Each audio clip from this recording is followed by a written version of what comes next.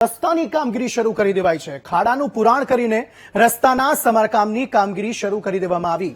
રસ્તાની કામગીરી માટે આંદોલન કરનાર ભાજપના પૂર્વ જિલ્લા પ્રમુખ દ્વારા પોતાની પ્રતિક્રિયા આપવામાં આવી। બ્રિજના કોન્ટ્રાક્ટરે રસ્તો બનાવવાની કામગીરી શરૂ કરી છે। હવે રસ્તા પર ખાડા નહીં પડવા દઈએ તેની બાંહેધરી પણ આપી છે। ગઈકાલે નાગદાન ગઢવીએ રસ્તાના સમારકામ માટે રજૂઆત કરી હતી। માર્ગ અને મકાન વિભાગને પત્ર લખીને તાત્કાલિક સમારકામની માંગ કરવામાં આવી હતી। તેવામાં આ માંગને પગલે હવે કાર્યવાહી પણ થઈ છે અને રસ્તાના રિપેરિંગની કામકાજ જે છે તે શરૂ કરી દેવામાં આવ્યું છે। માર્ગ અને મકાન વિભાગને પત્ર લખીને તાત્કાલિક સમારકામની માંગ કરવામાં આવી હતી।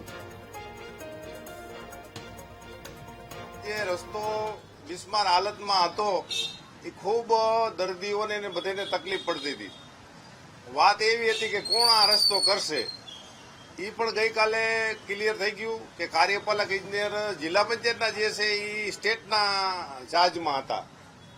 સ્ટેટના ચાર્જમાંથી જિલ્લા પંચાયત ને સ્ટેટ બે ભેગું હતું એમ, એટલે ગઈકાલે બધું સરકાર આરે બધાએ પરામર્શ કરીને એવા નિર્ણય ઉપાય આવ્યા કે હવે રસ્તો કાંઈ પણ ખરાબ થાય, આજે રસ્તો ચાલુ થઈ ગયો એમ, તો એ રસ્તાની મરામત જે બ્રિજનો કોન્ટ્રાક્ટર છે એ કરશે અને ત્યાં હવે એક પણ ખાડો પડવા નહીં દે અને ડામર રોડ અત્યારે નહીં કરે, મેટલિંગ રોડ કરશે।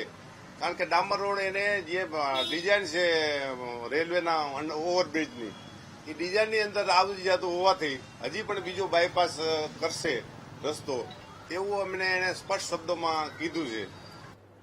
તો કરોડોના ખર્ચે આ રસ્તો તો બન્યો હતો, પરંતુ વરસાદ પડતા આ રસ્તાની હાલત ખસ્તાહાલ થઈ ગઈ હતી। તેવામાં હવે રજૂઆત કરવામાં આવી, પત્ર લખીને રજૂઆત કરવામાં આવી માર્ગ અને મકાન વિભાગમાં અને તાત્કાલિક ધોરણે તેનું સમારકામ હવે શરૂ કરી દેવામાં આવ્યું છે।